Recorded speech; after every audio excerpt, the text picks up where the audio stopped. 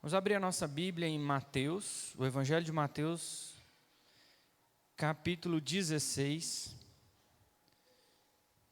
o versículo 13 até o 18. Nós vamos ler. O Evangelho de Jesus, segundo escreveu o evangelista Mateus. Amém? Diz assim o texto, Mateus 16, versículo 13 em diante. E chegando Jesus às partes de Cesareia de Filipe, interrogou os seus discípulos dizendo: quem dizem os homens ser o Filho do Homem? E eles disseram, uns João o Batista, outros Elias, e outros Jeremias, ou um dos profetas. Disse-lhes ele: e vós, quem dizeis que eu sou? E Simão Pedro respondendo disse: tu és o Cristo, o Filho do Deus vivo. E Jesus respondendo disse-lhe: bem-aventurado és tu, Simão Bar-Jonas, porque tu não revelou a carne e o sangue, mas meu Pai que está nos céus. Pois também eu te digo que tu és Pedro, e sobre esta pedra edificarei a minha igreja, e as portas do inferno não prevalecerão contra ela.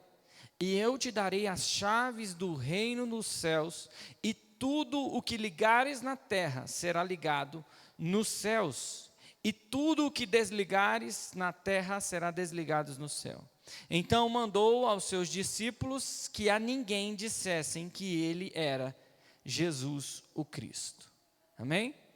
Nós já lemos, nós oramos para iniciar, nós entoamos um louvor, adoração ao Senhor.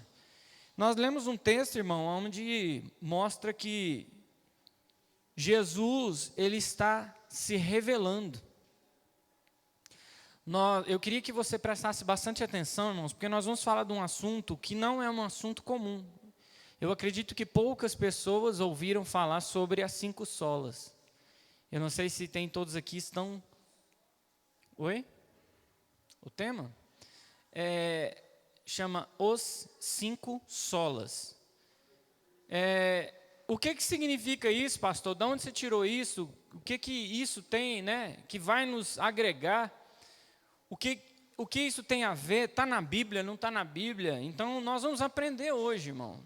Iniciar aqui um estudo onde a gente vai aprender sobre isso.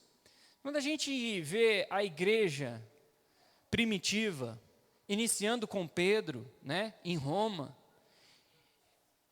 Constantino abraça a causa e faz com que o cristianismo, que antes, outrora, era perseguido, então teve a perseguição de Tito, né, onde destruiu ali, o general Tito destruiu Jerusalém, tentando achar ouro dentro das paredes, e concretizou a profecia que Jesus fez, né, que não sobraria pedra sobre pedra, e a igreja é perseguida, os apóstolos são mortos, e tem essa perseguição, mas chega um momento em que, em Roma, eles acatam, né, o cristianismo. Então, ali agora passa a ser a religião. Por isso que o Papa, ele é de Roma. Por isso que a Igreja Católica é uma Igreja Católica Apostólica. Apostólica por quê? Porque é parte dos apóstolos. A Igreja Apostólica Católica Romana. Então a igreja dá início ali. Só que com o decorrer do tempo, com o decorrer dos anos, irmãos, a igreja ela começa a colocar dogmas. Ela começa a colocar doutrinas humanas que não estão na Bíblia. Mas como a Bíblia era algo quase que inacessível, não era todos que conseguiam decifrar, não tinha as traduções, até que o pastor Tito já ministrou sobre isso, teve a tradução da Septuaginta, onde eles reúnem 70 escribas, ali, 70 estudiosos para traduzir a Bíblia, e eles traduzem a Bíblia, e agora a Bíblia vai ser traduzida ao grego, né? Porque a origem dela é hebraica, aramaica e grega, não é isso, pastor? A escrita da Bíblia. Então, o que a gente vai entender? Que tem essa tradução, mas antes, irmãos, quem tinha acesso a essa palavra era somente os líderes da igreja, não era todo mundo que tinha acesso. E aí, irmãos, o tempo vem caminhando, a igreja católica começa a colocar dogmas, começa a colocar indulgências. Só para você ter uma ideia, eles começam a colocar que para acessar a Deus, tinha várias vias, era como se tivesse um rio e eles faziam vários ramais do rio, vários acessos. Não é só chegar e mergulhar no rio, não, eles tinham várias vias de como mergulhar no rio. Para você entender, eles achavam que Jesus não era o único intermediador entre Deus e o homem, que existia Maria, que existiam outras vias, outros santos, outras pessoas, que eles iam colocando muitas coisas, e até hoje a Igreja Católica crê nisso.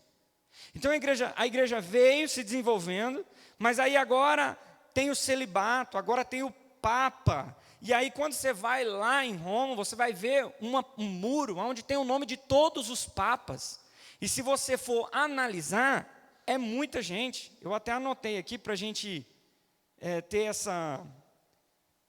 esse entendimento aqui. São, se eu não me engano, 200... Deixa eu ver aqui. Agora eu perdi aqui, irmãos. Mas são aproximadamente 260 papas. E desde o primeiro está lá. Quem é o primeiro papa?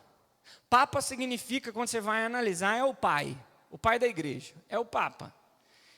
Era Pedro. Pedro é o primeiro papa, o São Pedro. E aí ele tem uma questão de passar de um papado para outro, quando entrega uma chave, simbolicamente uma chave, que nós lemos no texto de Mateus, que Jesus entregaria uma chave para Pedro, que o que ele amarrasse aqui na terra estava amarrado no céu, o que amarrasse no céu estava decretado na terra, porque quem levava essa chave era o Papa. E hoje, de Papa em Papa, tem essa questão da chave. Então, irmãos, só para você entender, eles desenvolvem um raciocínio, e quando vem no ano de 1517, no dia 31 de outubro, está chegando, nós estamos hoje em dia 4, não é? No dia 31 de outubro, quando nós estiver terminando essa série de mensagens sobre os cinco solas, a gente vai estar, acho que no dia 2 ou 3 de novembro. Então, no dia 31 de outubro de 1517, levanta um homem, um monge alemão chamado Martinho Lutero. E ele vem para contestar a Igreja Católica. Nesse dia, às 8 horas da manhã, ele pega 95 teses. 95 teses porque ele leu a palavra, ele olhou a palavra, ele olhou as Escrituras, olhou Gálatas, olhou Romanos, olhou Colossenses, ele viu as escritas de Paulo e viu que estava errado, que a igreja estava pregando. E ele vem e levanta, e ele vai lá e cola no mural da igreja de Gutenberg, 95 teses, Martinho Lutero. Se você quiser assistir mais e entender mais da nossa religião, porque a nossa religião, irmãos, só para você entender, nós somos frutos da Igreja Católica. Nós somos os chamados protestantes. Protestou o quê? Protestou o que estava sendo ensinado na Igreja Católica de errado. As 95 teses, foi colada no muro lá, na porta. Sofreu perseguição, foi perseguido. Isso deu uma sequência de muita perseguição. Mas depois vem os reformadores da igreja, com um tempinho mais para frente, se levanta João Calvino, que é muito falado, muito pregado, um homem de Deus, um homem com a mentalidade abençoada. Ele vem e resume as 95 teses em 5 pilares da reforma protestante. Talvez você não esteja entendendo, mais uma hora, se a gente tiver tempo, a gente pode sentar para conversar sobre isso. E eles falam, ao invés das 95 teses, eles falam 5 pilares da reforma protestante. Quais são os 5 pilares? As 5 solas. As solas, irmãos, só para você entender, a sola é o seguinte: existem 5 solas. Sola significa somente, está em latim. Então, primeira sola é a sola fide. Sola fide significa somente a fé. A segunda sola é sola escritura, somente a escritura. A terceira sola chama solus Christus, que significa somente Cristo. A quarta sola fala assim, sola gratia, somente a graça. E a última, soli Deo glória, somente a Deus a glória. Significa o seguinte, que para que eu e você fôssemos salvos, somente pelas Escrituras, que prega que somente a graça, por intermédio de somente de Jesus, que é somente pela fé, que nós vamos ser salvos, e tudo isso para somente a glória de Deus. Então são 5 solas que refletem na Escritura. Então o que Martinho Lutero estava falando e João Calvino estava falando o seguinte, que o que a gente precisa para ser salvo está dentro desse texto aqui. Está dentro da Bíblia. E que para a gente ser salvo é só por intermédio de uma pessoa. De que chama Jesus Cristo de Nazaré. E para você ser salvo você precisa ter fé. Você precisa acreditar que Ele morreu na cruz do Calvário. E quando você acredita que Ele morreu e pagou um alto preço, você recebe a graça. E tudo isso para a honra e glória de Deus Pai. Isso são as 5 solas. Então se alguém te perguntar, você já vai saber o que significa isso. Só que não é simplesmente isso. Então hoje nós vamos entrar em uma das solas. Nós vamos entrar de sola aqui nos peitos. É brincadeira, irmão. Nós vamos falar hoje sobre a sola Christus. Sola Christus, somente Cristo. Amém?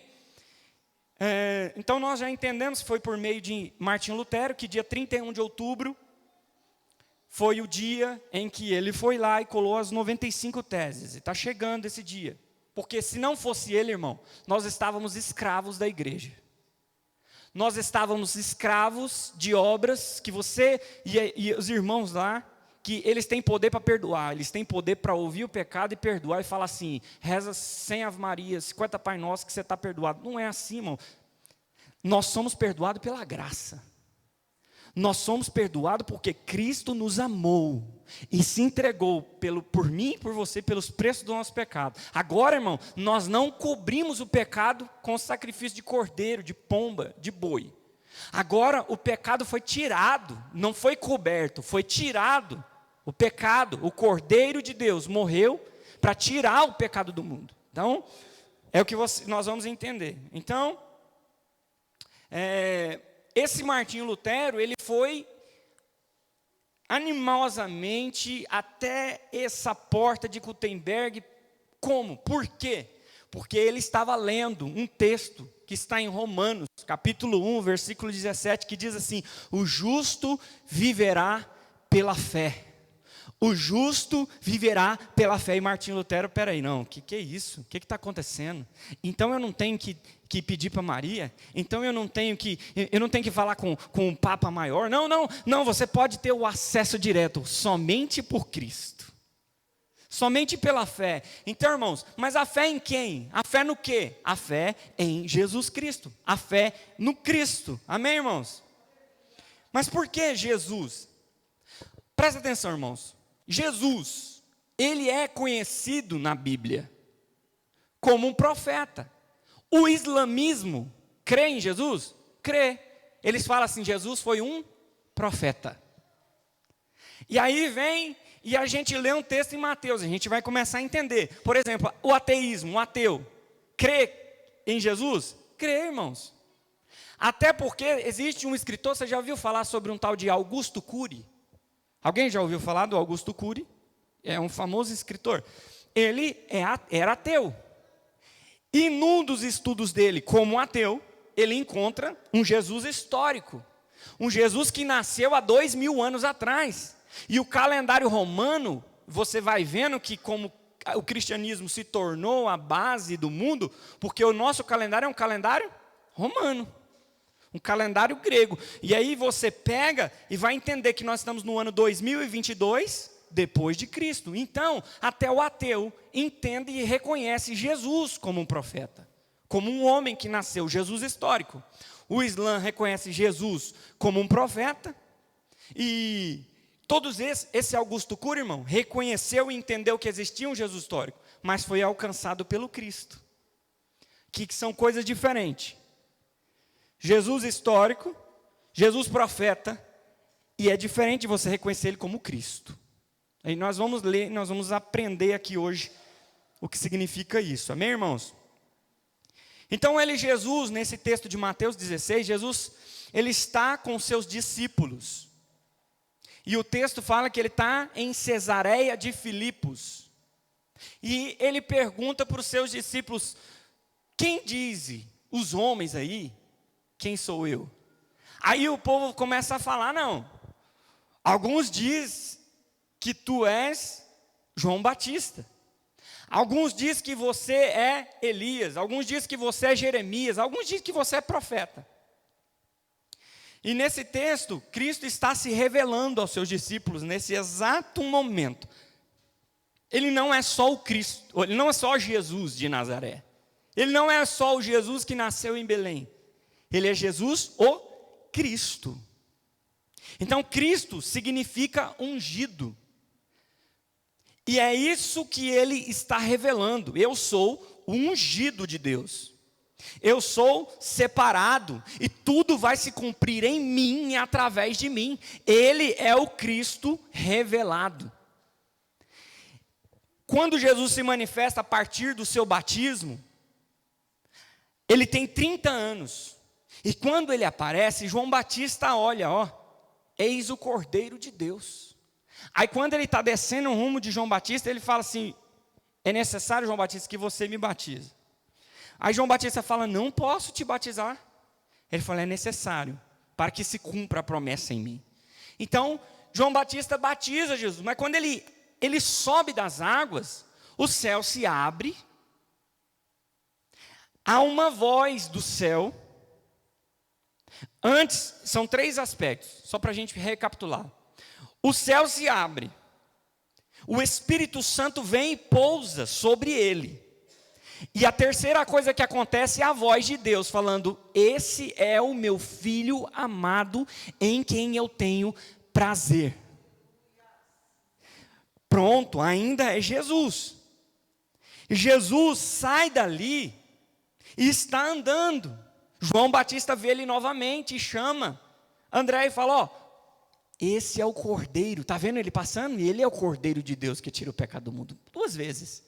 De repente ele acaba o batismo ali, conversa com alguns. O que é? Ele é chamado e levado pelo Espírito Santo de Deus para onde? Para o deserto. Irmãos, vocês conhecem a história. Eu só estou recapitulando aqui para vocês entenderem. Ele é levado ao deserto e chega no deserto, irmão, ele é testado. Ele foi levado para o deserto para ser testado. Você está entendendo? Ou está entendendo de novo aí? Agora eu vou mudar. Você está me ouvindo? Sabe por quê, irmão? Porque se você falar que está me entendendo, o meu papel foi correto. Porque você ouviu a trombeta tocar. Agora eu vou mudar. Você está me ouvindo? Está me ouvindo? Lá no céu vai estar anotado. Você ouviu a palavra. Amém? Então, irmãos, só para você entender, quando Jesus se manifesta a partir do seu batismo, o texto diz que o céu se abre, o Espírito desce, pousa sobre ele e uma voz diz: esse é meu filho amado. Isso está em Lucas, no capítulo 3. No capítulo 3 de Lucas. No capítulo 4, no versículo 1, Jesus é levado pelo Espírito ao deserto para ser tentado. E aí, irmãos, durante 40 dias ele esteve lá em jejum, separado. E quando ele estava lá em jejum, separado desses 40 dias, o diabo se aproxima dele. E o diabo se aproxima pela primeira vez e fala, querendo gerar nele orgulho. O diabo fala assim: se tu és o filho de Deus, transforma essa pedra em pão. E Jesus responde para ele, ele disse: nem só de pão viverá o homem, mas de toda a palavra que sai da boca de Deus. A segunda perspectiva que o diabo vai atacar Jesus, ele vem ali e fala assim, ele transporta Jesus para um outro ambiente, e nesse ambiente ele mostra maravilhas, um mundo que é uma maravilha, irmão. Quando você pega uma imagem bonita de um monte, de uma montanha, a cachoeira, coisa mais linda, possivelmente levou para esse aspecto e mostrou, olha essa natureza, olha que coisa maravilhosa, tudo isso foi dado a mim. Então, se você me adorar e me servir, Jesus, tudo isso vai ser seu. Tudo isso vai ser seu. E Jesus diz, você não sabe que só a Deus servirá, que só a Deus adorarás. Então ele vem e rebate, irmãos. E a terceira vez, a terceira perspectiva que o diabo coloca, ele diz assim, se joga daqui, ele leva ele para um alto cume, para um alto monte, e fala, se joga daqui, porque está escrito. E ele vem e pega o texto. Está escrito que o Senhor dará ordem aos seus anjos para te salvar. Aí Jesus possivelmente olha para ele e fala assim, ei, você não está fazendo a homilética direito, você não está analisando o texto, está pegando o texto fora do contexto e vira pretexto para a heresia. Vou repetir, irmão, às vezes você não pegou. O texto fora do contexto vira pretexto para a heresia. E ele falou assim, mas também está escrito que não tentarás o Senhor teu Deus. E eu posso falar para você, aqui, nós estamos aqui, nós votamos, não votamos? Nós poderíamos falar, não, eu não vou votar não, porque Deus está no controle de todas as coisas. Não vota não, irmão. Não tenta o Senhor não. Você tem que ir lá votar, fazer seu papel. Jesus vai fazer o dele. O texto diz, em seguida, que Jesus entra em uma cidade. Então ele sai ali do deserto, 40 dias. E ele vem para uma cidade próximo de Nazaré. Mas só para você entender, Jesus nasceu em Belém, mas cresceu em Nazaré. E de Nazaré, ele entra numa sinagoga. Ele chega ali dos 40 dias de jejum. E ele entra numa sinagoga cheia do Espírito Santo. Ele estava cheio do Espírito Santo. Imagina uma sinagoga que é um lugar, um ambiente de adoração, um ambiente de reunião. E ele entra nesse ambiente, e o que ele faz? Ele senta. E possivelmente tinha um príncipe, e a palavra diz que tinha um príncipe da sinagoga. O que é príncipe? É o principal. Não tinha rei, não. Era o principal da sinagoga que estava dirigindo o culto. E ele está dirigindo o culto, irmãos, e a Bíblia deles não era igual à nossa. A nossa Bíblia é um pouco diferente, só para você entender, na época não tinha divisões de capítulos, de versículos, né, de epígrafes. Aqui, hoje, nós temos tudo subdividido, mas na época eles não tinham. Então, só para você entender, nossa Bíblia tem 66 livros subdivididos. Quando eu mando você abrir, peço para você abre Mateus capítulo 6, versículo 20. Na época não tinha isso. Na época eram rolos, eram escritos em papiros ou pergaminhos que eram enrolados, é um rolo. E lá não tinha subtema. Esses epígrafos que eu falo é o seguinte, quando você abre a Bíblia, você vem aqui, ó, Jesus prediz sua morte e ressurreição. Depois um pouquinho para frente, a transfiguração. Depois um pouquinho para frente, a cura de um menino endemoniado. Está subdividindo histórias, está subdividindo. Mas na época não. Quando Jesus vai e ele fala assim, ei rapaz, vem aqui que você vai ler um texto para nós. E chama Jesus. Porque Jesus tem 30 anos. O primeiro lugar que ele sai do deserto, ele entra na sinagoga. Alguém chama, vem cá, vem ler um texto. E entrega na mão dele o profeta, ou o rolo, do livro de Isaías. Quem foi Isaías? O profeta messiânico, que estava há 700 anos antes de Jesus. E ele veio para predizer quem? Jesus, o Messias. Não fala Messias, não fala Jesus, mas fala Messias, fala o Cristo. Então, Isaías está predizendo, e ele pega esse rolo. E para você entender, irmãos, essa subdivisão de capítulos foi no século 13 que ela foi acontecer. A subdivisão de versículos na Bíblia, ela veio acontecer no século 16. E esses epígrafes, divisão do texto, ela veio acontecer no século 18. Então, na época de Jesus, não tinha nada disso. Mas você vai ler o texto. Está escrito em Lucas, capítulo 4. Abre aí, irmão. Lucas, capítulo 4, versículo 17.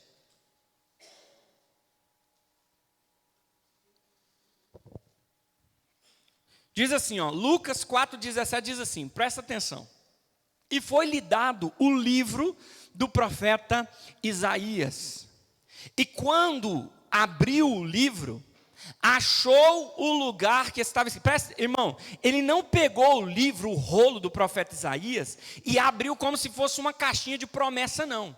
Igual a gente faz assim em casa. Vou orar agora. Vou abrir aqui num texto da Bíblia e Deus vai falar comigo. E vem aqui, aí, Daniel capítulo 1. O terceiro tal. Não foi assim. O texto é bem claro. Foi dado o livro do profeta Isaías. E quando abriu o livro, ele achou o lugar em que estava escrito. Ele sabia onde ele queria chegar. E ele abriu e leu o quê? Vamos continuar lendo? O Espírito do Senhor, é sobre mim. O Espírito do Senhor é sobre mim. O que Isaías profetizou lá atrás. Pois que me ungiu para evangelizar os pobres, enviou-me a curar os quebrantados de coração, a pregar liberdade aos cativos e restauração da vista aos cegos, a pôr em liberdade os oprimidos, a anunciar o ano aceitável do Senhor. E ele termina de ler e faz assim, e cerrando o livro e fechando o livro. Está escrito aí, irmão. E tornando a dar ao ministro, ao príncipe da sinagoga, assentou-se. E olhou olhou nos olhos de todos na sinagoga. Estavam fitos nele. Irmão, ele não sentou no lugar de origem. Ele não sentou no lugar onde ele estava. Ele leu o texto e falou: Deus me ungiu. Eu estou cheio do Espírito Santo. Ele me ungiu para proclamar o evangelho, pregar aos cativos, libertar, curar, salvar. E ele sentou na cadeira principal da sinagoga. E todo mundo olhou para ele.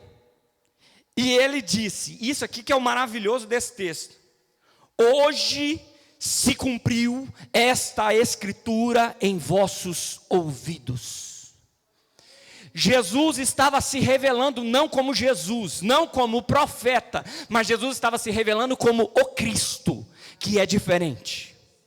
Somente o Cristo tem o poder de salvar sua vida. Amém, irmãos? E você não está aqui, irmão, por qualquer motivo. Você está aqui por causa do Cristo. Por causa que Cristo é maior, por causa que Cristo morreu lá na cruz do Calvário para te dar vida. Amém, irmãos? Ele é o Cristo, não porque foi ungido por homens, mas ele foi ungido pelo próprio Deus. Jesus decide perguntar aos seus discípulos em Mateus 16, quem eu sou? Porque eles dizem que eu sou o profeta, mas quem eu sou? E eles dizem que o Senhor, aí eles começam a responder a Jesus, eles dizem que o Senhor é João Batista. E eles dizem que o Senhor é Jeremias, que o Senhor é Elias. Irmãos, e Pedro tomando, e Jesus vem e fala assim, e vós? Porque eles falam que eu sou os profetas. Já estou entendendo. Eles me reconhecem como Jesus, o profeta, Jesus, o histórico, como o ateu reconhece, como o islamismo reconhece, como várias pessoas reconhecem. Mas quem vós, discípulos, quem vós, igreja, diz que eu sou? Quem vós diz que eu sou? Então Pedro, tomado pelo ímpeto, e nós já pregamos e ministramos isso, mas é necessário que nós lembramos dos irmãos, Pedro tomado, e ele fala assim, eu sei quem é o Senhor. Eles colocaram o Senhor no mesmo nível dos profetas. Eles colocaram você no nível de João Batista, mas João Batista é menor do que o Senhor, porque ele veio para abrir o caminho. O Senhor veio porque o Senhor é grande, o Senhor é maior que João Batista. Jeremias é o profeta das lamentações, é o que chora. O Senhor não, o Senhor é o que recolhe as lágrimas. O Senhor é o que cura, o Senhor é o que transforma. Aí ele vem e fala assim, eles falam que o Senhor é Elias, o profeta que foi arrebatado, mas eu sei que o Senhor que arrebatou Elias. Pedro vem num ímpeto tomado pelo Espírito Santo de Deus, e ele fala, eu digo que o Senhor, tu és Jesus, tu és o Cristo, o Filho do Deus vivo.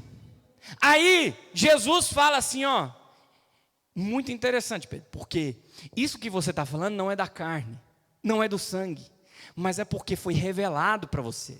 O meu Pai te revelou quem eu sou, e Ele está se revelando, irmão. Ele está se revelando no meio da igreja, Ele está se revelando durante o momento da passagem dele aqui no planeta Terra, irmão. É interessante a gente olhar, porque a gente pode até perguntar, pastor, mas por que Ele é o Cristo? Por que Jesus é o Cristo? E o profeta, irmãos, ele tem poder. Eles confundiam Jesus como profeta. O profeta tem poder. Não tem poder, irmão? Eliseu ressuscitou ou não ressuscitou? Os ossos de Eliseu ressuscitou. Quando Eliseu morre e joga ele no túmulo, os ossos de Eliseu ressuscita quem estava debaixo do túmulo. Irmãos, Elias fez milagre, as botijas, o azeite só parou porque acabou a botija. Milagre, eles tinham poder, os profetas tinham poder, Jesus tinha poder. Só que por que Jesus não é só profeta, ele é o Cristo? Porque foi dado todo o poder, não foi dado o poder, foi dado todo o poder. Quando Jesus ressuscita, irmão, Jesus diz, foi-me dado todo o poder. Você quer acompanhar? Abre a sua Bíblia em Mateus capítulo 28, versículo 18. Mateus 28, 18. Diz assim, e chegando-se Jesus, falou-lhes, dizendo, é-me dado todo o poder no céu e na terra. E não bastasse isso, irmãos, em Filipenses capítulo 2, versículo 9 a 11. Filipenses 2, 9 a 11 diz assim, por isso também Deus o exaltou soberanamente e lhe deu um nome. Então não foi dado todo o poder, foi dado o nome também. E irmãos, o nome, para que o nome de Jesus se dobre todo o joelho dos que estão nos céus e na terra e debaixo da terra, e toda língua confesse que Jesus é Senhor, o Cristo, aleluia, para a honra e glória de Deus Pai. Então, irmãos, nós entendemos que ele não é só um profeta, porque o profeta carrega poder, ele carrega todo o poder. Profeta, o nome dele não faz milagre, mas no nome de Jesus tem milagre. Foi dado todo o poder. É maravilhoso a gente falar, irmãos. Vamos ler em Colossenses capítulo 2, versículo 9 a 12. Colossenses 2, 9 a 12. Diz assim, porque nele habita corporalmente toda a plenitude da divindade. Olha, irmão, que maravilhoso esse texto. Presta atenção de novo. Porque nele habita corporalmente toda a plenitude, toda a totalidade da divindade. Também nele vocês receberão a plenitude. Ele é o cabeça de todo principado e potestade. Nele também vocês foram circuncidados, não com uma circuncisão feita por mãos humanas, mas pela remoção do corpo da carne, que é a circuncisão de Cristo, tendo sido sepultados juntamente com ele no batismo, no qual também foram ressuscitados por meio da fé no poder de Deus, que o ressuscitou dentre os mortos. Irmãos, esse texto é maravilhoso. Por quê? Porque antes a igreja queria que todos os gentios, que não fosse judeu, fosse circuncidado. E a circuncisão, todos nós sabemos que era como um corte na área genital masculina. Só que eu venho dizer para você que o apóstolo Paulo vem e nos diz em Colossenses capítulo 2, versículo 9 até o 12, diz que a circuncisão que foi feita através de Cristo, por mim e por você, é quando nós descemos as águas. E quando você desce as águas, você morre o velho homem, ali está circuncidado. E quando você renasce novamente, você renasce com uma nova aliança. Amém, irmãos? E nós fomos sepultados juntamente com Jesus no batismo, no qual vocês também foram ressuscitados por meio da fé, no poder de Deus, que o ressuscitou dentre os mortos. Então, irmãos, eu quero que você grite bem alto aí, Jesus é o Cristo. Vamos, irmão.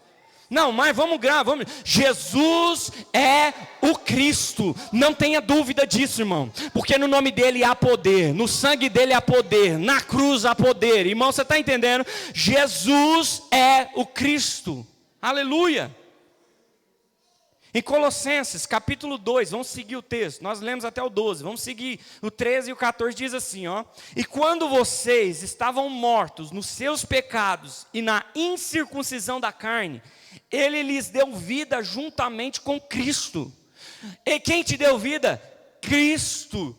Cristo é o que te dá vida, perdoando todos os seus pecados, cancelando o escrito de dívida que era contra nós e que constava de ordenância, o qual nos era prejudicial, removeu inteiramente, cravando na cruz. Cristo é a revelação. Cristo estava se revelando para eles aqui, irmãos. Cristo estava se revelando aos discípulos, aos apóstolos. Aleluia! Irmão, só para você ter uma ideia, a Torá, o Vaikra, tem vários nomes que eles têm em hebraico, mas eu vou dizer para você, a Torá é o Pentateuco, os 5 primeiros livros, quando diz ali todos os patriarcas e todo mundo. Irmão, não foi revelado Jesus, o Cristo não foi revelado. Estava lá sem ter acesso, sem ver Ele, sem ver. Quando você vai nos livros poéticos, você não vê a revelação de Jesus. A revelação do Cristo, nos livros proféticos, dos profetas, você tem a citação profética de que Jesus viria. Não fala Jesus, mas fala o Messias, fala o Cristo. E por intermédio de Isaías, de Jeremias, de vários profetas, de Daniel que prediz, né? Então eu venho dizer para você que ele não foi revelado, mas o povo acreditava que viria. Vou fazer um exemplo aqui só para você mais ou menos entender. Quando eu pego essa toalha e coloco aqui em cima, aqui, ó, você não está vendo o que está atrás dela. Você sabe o que está atrás dela porque você viu antes de eu pôr a toalha. Mas se eu te digo, às vezes você não viu e eu falo aqui, ó, aqui tem uma garrafa de vidro e tem uma água que ela está gelada, mas você não viu. Você só está acreditando que tem, né? Você não está vendo. Mas no momento em que Jesus faz com os discípulos, Ele revela.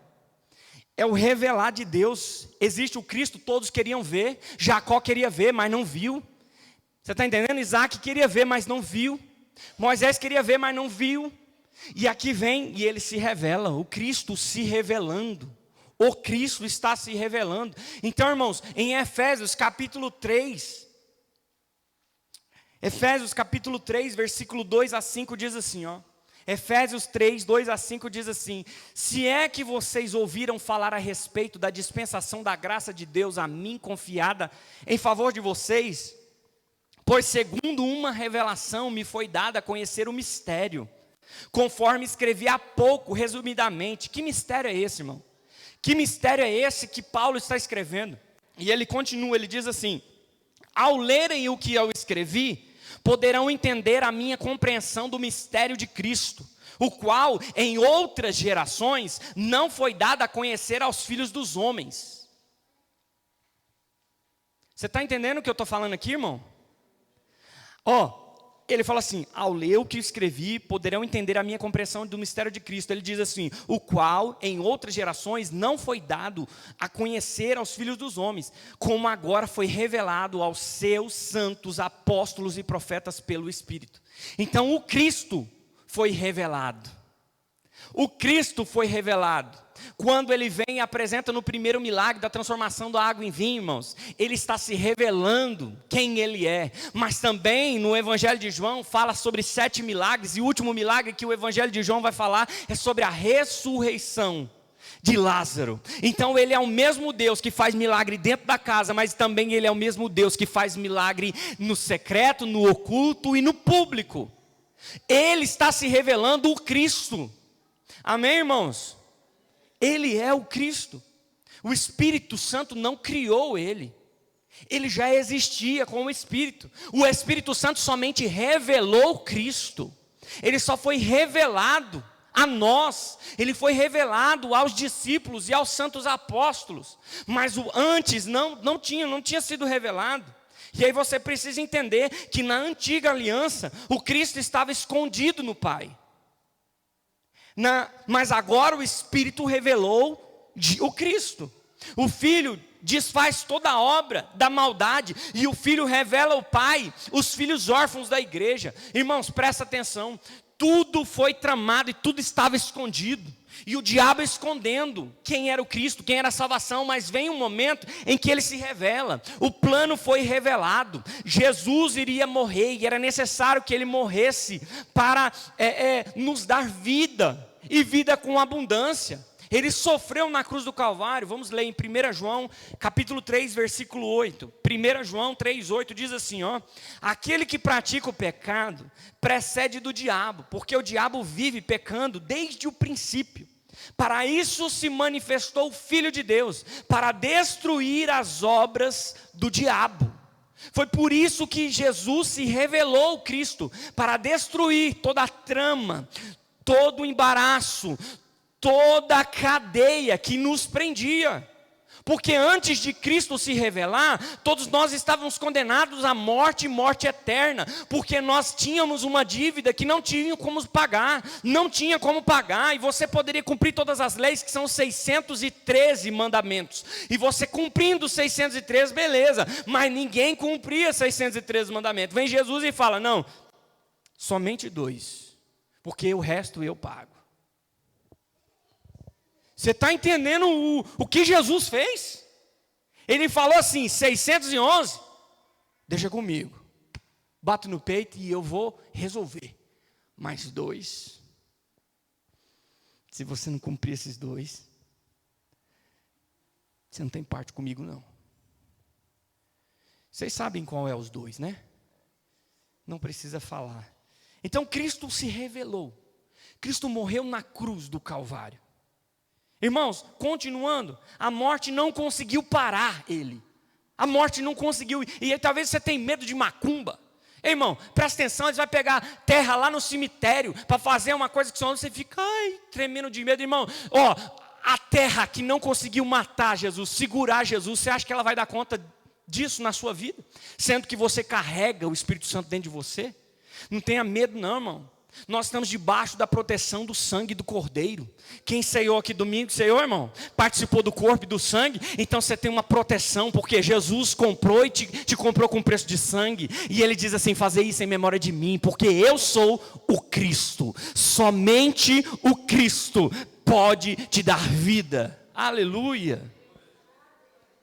E ele vem e fala assim, na continuação do texto de Mateus 16, eu escolhi ele para falar um pouco de Jesus. Ainda, que bacana, ainda tem tempo. Deus é bom, né?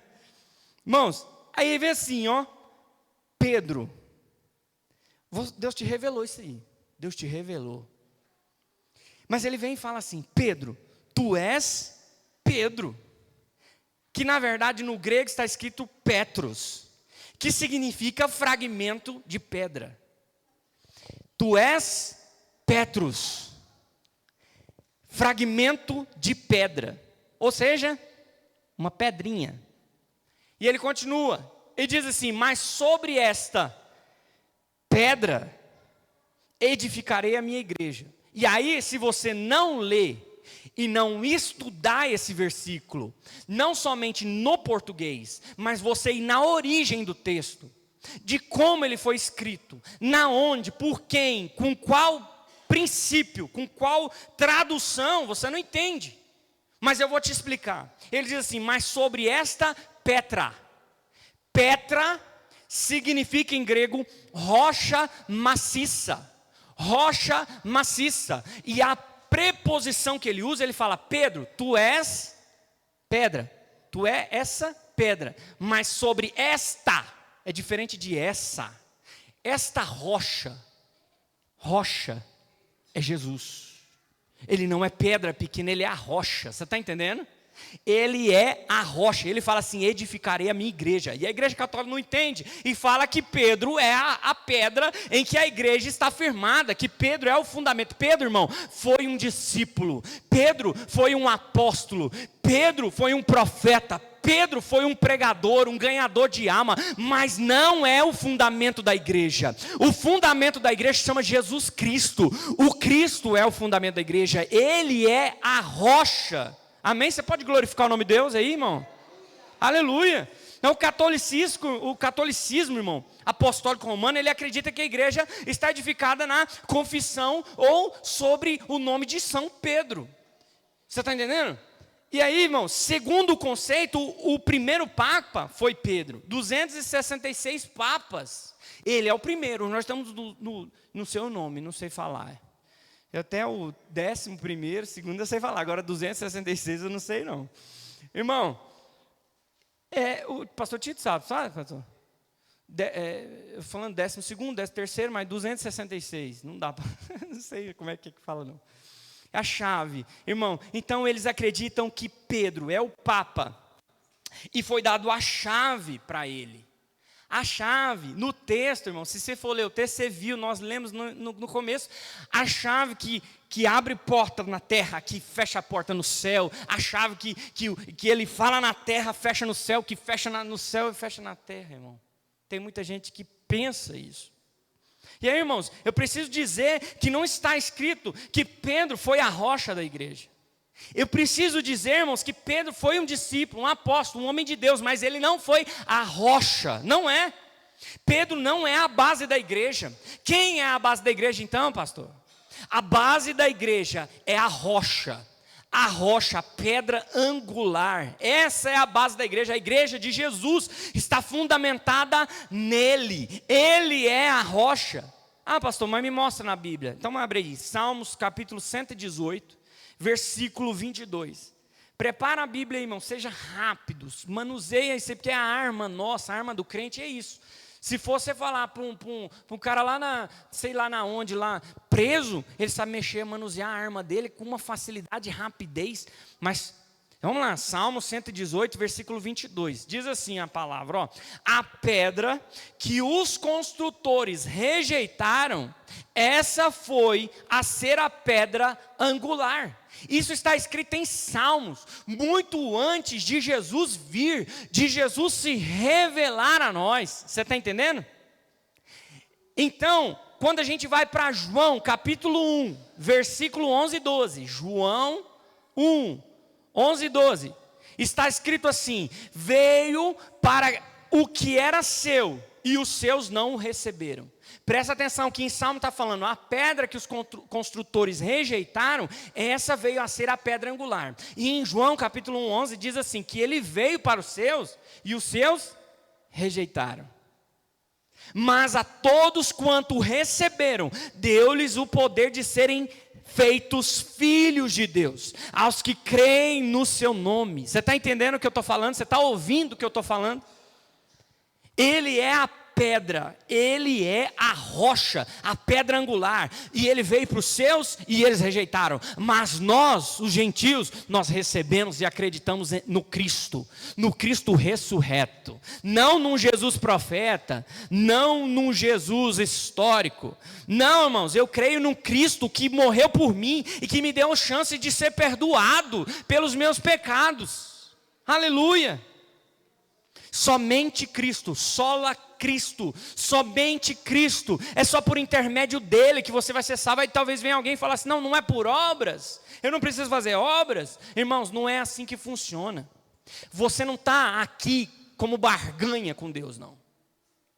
Se fosse assim, quando Deus chama Abraão, ele fala assim, vem que eu vou te dar isso. É uma troca. Aí Abraão sai, por quê? Porque ele vai receber isso. Não, ele fala assim, vem Abraão, aí quando você sair, eu te falo, quando você sair eu te mostro. Então, com Jesus é o seguinte, ele te salva, depois que você está salvo, e depois que você está transformado, você produz. Não é obras, para que ninguém se glorie, mas é pela graça. É por intermédio de Jesus que você vai ser salvo. Mas quando Jesus te compra e você vem e você sai, e você se levanta e você começa a andar com Ele, aí sabe o que acontece, irmão? Você produz porque você ama. Você produz porque você está transformado. Você não faz para receber, porque você recebeu de graça. Aí você faz. E aí você vai ser presenteado por isso. Essa é a diferença. Fazer não por troca de nada, fazer por amor. E quando um filho faz por amor, sem pedir nada, pai tem prazer de dar alguma coisa. O pai tem prazer. Você está entendendo? Se você está entendendo, vai pegar. Eu vou botar uma hashtag, você está entendendo? Irmãos, então ele é a pedra. E aí em João você viu que ele veio para os seus, e os seus não receberam, mas nós recebemos ele, aleluia. E você é filho da graça, eu sou filho da graça, você é filho da graça, somente por Jesus nós somos salvos. Pastor, Jesus é a rocha? Abre em Atos capítulo 4, versículo 11 e 12, Atos 4, 11 e 12, está escrito assim: este Jesus é a pedra que vocês, os construtores, rejeitaram, mas ele veio a ser a pedra angular. E não há salvação em nenhum outro, porque debaixo do céu não existe nenhum outro nome dado entre os homens, pelo qual importam que sejam salvos.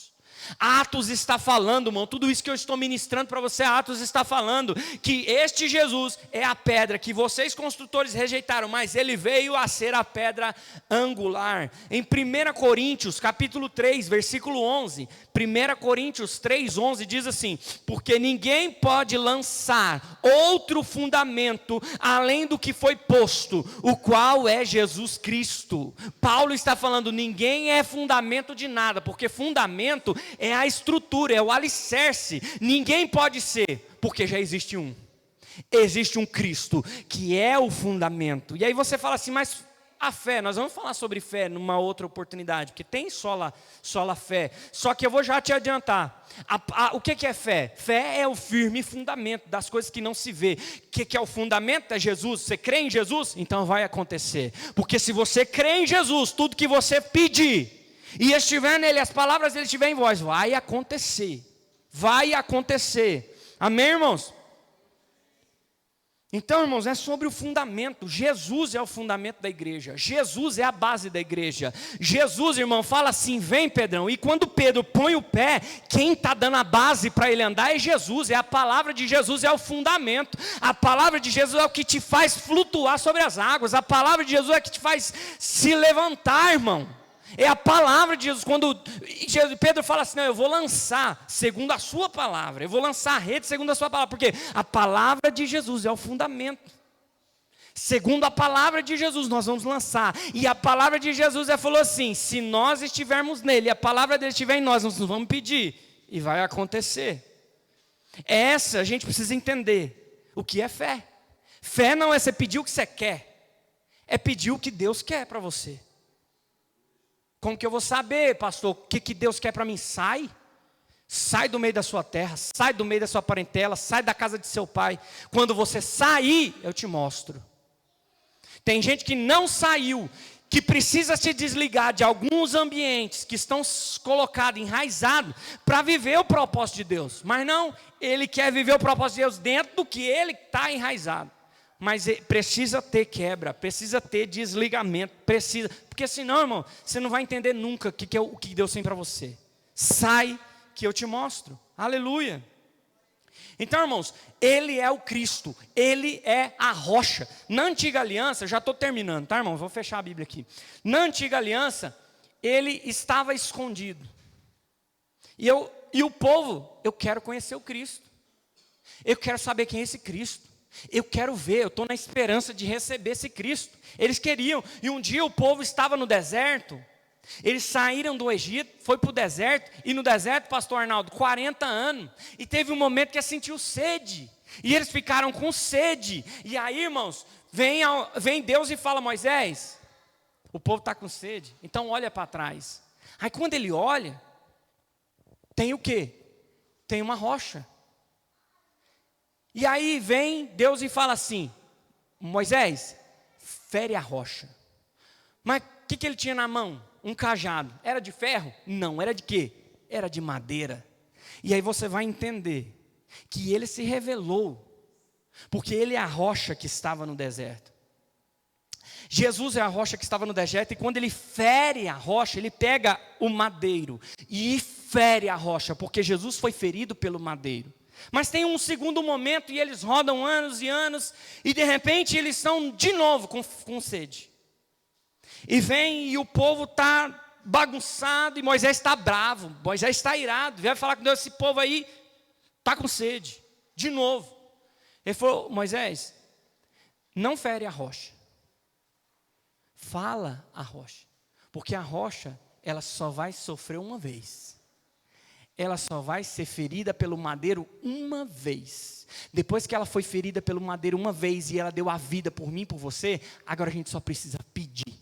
A gente só precisa falar. Mas ele está virado e bateu e beleza, irmão. E aí Moisés não pôde entrar na terra prometida. Mas saiu o que da rocha? Saiu água. Vamos ler em 1 Coríntios capítulo 10, versículo 1 a 4. 1 Coríntios 10, 1 a 4. Diz assim: ora, irmãos, não quero que vocês ignorem que os nossos pais estiveram todos sobre a nuvem. E todos passaram pelo mar. E todos em Moisés foram batizados tanto na nuvem como no mar. Todos eles comeram do mesmo alimento espiritual e beberam da mesma bebida espiritual, porque bebiam de uma pedra espiritual que os seguia. E a pedra era Cristo.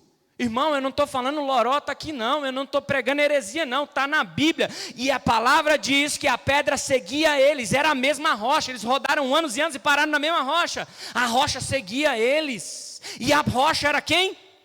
Era Cristo.